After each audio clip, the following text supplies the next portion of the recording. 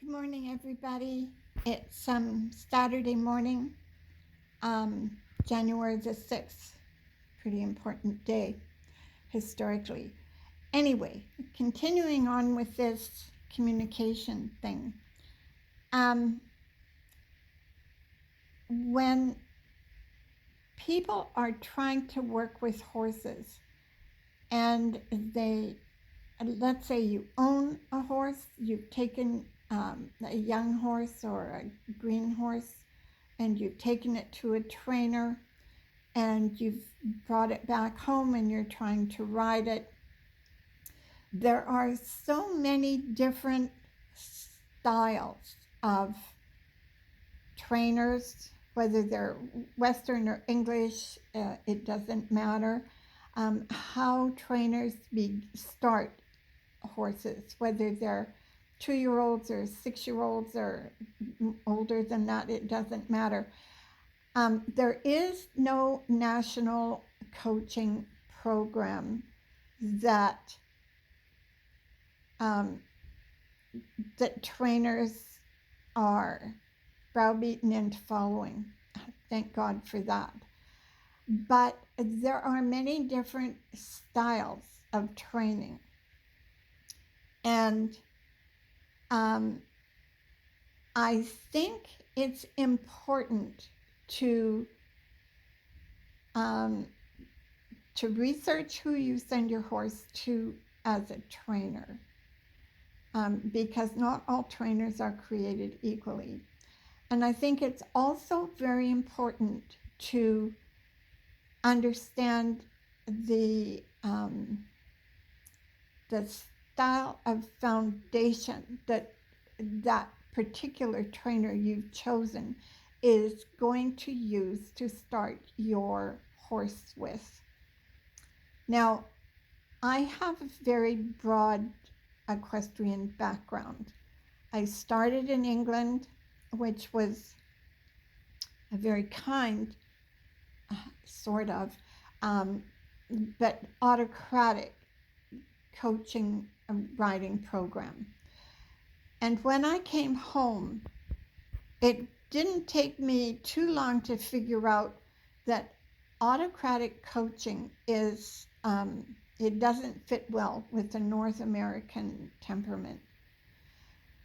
But also, I studied with a lot of different people, top-level dressage clinicians, top-level jumper clinicians, and I eventually, it wasn't eventual, that's the wrong word, I was fortunate enough to be approached by one of the, and he'll hate me for using this term, natural horsemanship people, who was from the very earliest group with Monty Foreman and Ray Hunt and that group of people. And he approached me because I had a functioning equestrian business. I was doing a lot of teaching. I had 100 students a week coming from with my riding, my lesson horse string. I had 10 horses in training 12 months of the year, mostly starting young horses. And I also had 5 working students that lived with me. Most of them did. And so I had a broad enough base that he felt that if I was willing to work with him, that his message would be spread. So for 2 years, I closed down. I didn't compete outside. My students didn't compete outside. We had little in-house play days, but I closed down everything and completely absorbed myself and my students in what Bill DeBar was teaching me. And that was when I started studying motion. It was when I started to begin to understand the relationship between the rider's body and the horse's body. It was also when I became a much better human being, because up until that time, I had been fairly autocratic. Yesterday, I had a very lovely lady comment on my post, and she mentioned that the autocratic teaching method was still alive and well, even down at the age of young children from their school teachers. So, um, giving up that whole inappropriate behavior of being an autocratic coach or instructor or trainer or parent or school teacher or university student, it doesn't fit. So Bill started me on that, and I just kept working away and learning more and becoming a better human being and becoming happier within myself. I had a lot of I'm going to cough, a lot of very hot young thoroughbred Arab quarter horses that were coming. And if I had myself if my panties were in a bunch, so to speak, I wasn't going to have a good day training those hot-blooded horses.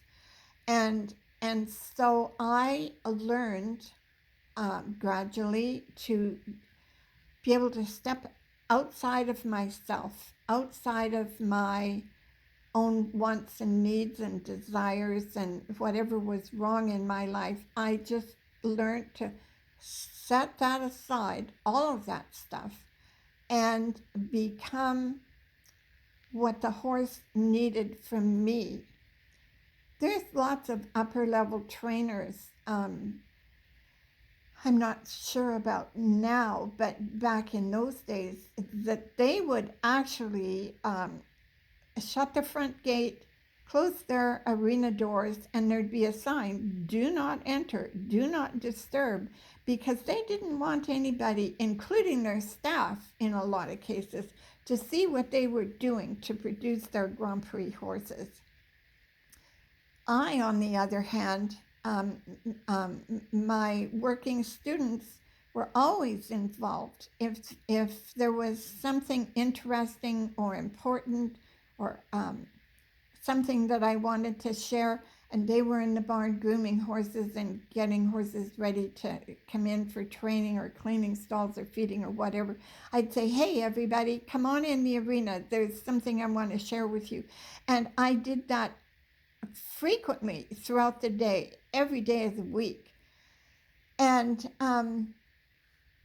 sometimes I would be super tired and grumpy and a little hard to get along with, but I always tried to come at it from a humanitarian point of view. And over the years and decades, reading human psychology books and positive motivational books and studying anatomy and all of that stuff, I began to understand about the sympathetic and parasympathetic nervous system. And it became more and more important to me to be able to work on a communication level with the horses and the people. And that's not to say that I was one of these trainers that everything was all, oh, goody, goody, and wonderful and marvelous. And I would reward the horse with food if they blinked the right way, because I had a lot of tough horses come to me, dangerous horses sometimes. And if a horse needs to be reprimanded, I'm pretty quick to do that. But that's because it needs to be done for safety for both the horse and myself and the people around and the future people involved with that horse, not because I'd lost my temper or because I was being autocratic. And if you watch when you have horses out together, if a horse steps out of line with another horse, it's not discipline, but correction is pretty quick. And if the horse that's causing the problem isn't um, self-aware enough to stop, or is determined to interfere, then the punishment becomes more, uh, it becomes stronger. And it's not uncommon for horses that are turned out in big herds to actually hurt each other badly. Like, we're talking, broken bones and all kinds of things. And so if a horse needs to be reprimanded, then it needs to be reprimanded. But most of the time, I find is that unless there's a person, now we're into a different topic here that I was kind of addressing before. If I have a horse that is owned by some uptight, emotionally frustrated individual, whether it's a man or a woman, their horse is going to reflect that. And so before I can begin training, actually educating that horse, what I have to do is convince that horse that I'm not that person. I actually, quite some time ago, got to work with a young Appaloosa horse that was as close to a horse being having a nervous breakdown that I have personally ever seen.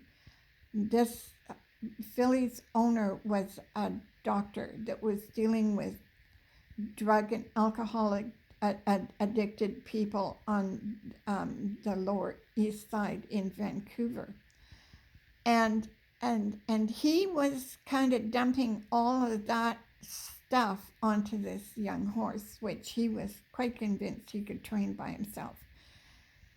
And that young horse kept giving him signals like, I'm not happy, I don't want to be handled this way. And he got her to the point where he could actually get on her and sort of kind of ride her. I don't know what it looked like.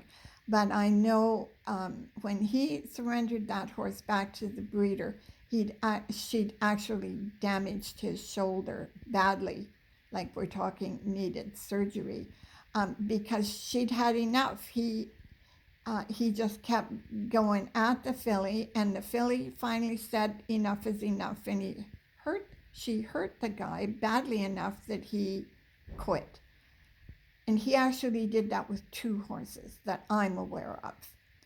And when I was asked to work with this filly, she was absolutely and completely sideways with the world, with herself.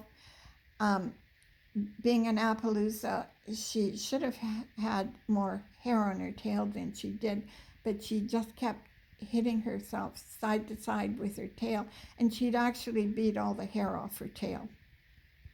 By the time I was done with her, it had grown back in and she had a nice tail.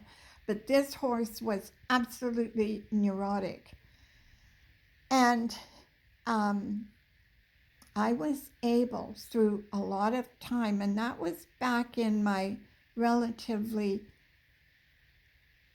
I'm not going to say young, but novice days of working in this way. I had 20 years of Bill DeBar in me, but I was still pretty new at dealing with the sympathetic, parasympathetic stuff. But that horse came around to the point where she was part of a group of young kids and their horses that I was working with. And she would work at Liberty with a group of horses and then go up to the fence and let her rider crawl on her bareback, and we would work again as a group with no halters, no saddles, no nothing, and the kids sitting on the horses. And plus she went extremely nicely in saddle and bridle, and yeah, completely different horse. But that horse went to your typical English autocratic trainer and completely fell backwards and became dangerous again, which broke my heart because she was a real sweetheart when given the opportunity. So, training methods, I think every trainer should do a course, a lifelong course in, in their own personal growth and development, and learn to set their anger and their ideas of how to discipline and all of that aside. I think that's very important. And once a person does that, then they can approach almost any horse, regardless of the breed or the intended discipline. They can approach that horse from a completely different point of view, which makes them much more acceptable to the horse, whether it's a green horse that's coming in out of the field, or a horse that's been mismanaged, or a horse that's owned by some ditzy individual that hasn't got a clue. A well organized, a well thought out trainer can cope with all of that. And I think more people need to talk about this. Anyway, I'll be quiet for now. Have a wonderful weekend. Love you all. Thank you very much. Oh, if you're watching this, I would really appreciate it if you haven't subscribed to my YouTube channel. Please hit that subscribe button, and please feel free to make comments. I'm open to comments and reasonable discussions. If you're going to badmouth me, I'll delete you. But otherwise, I'm very open to all your conversations and thoughts. Again, love you all. Thank you. Bye.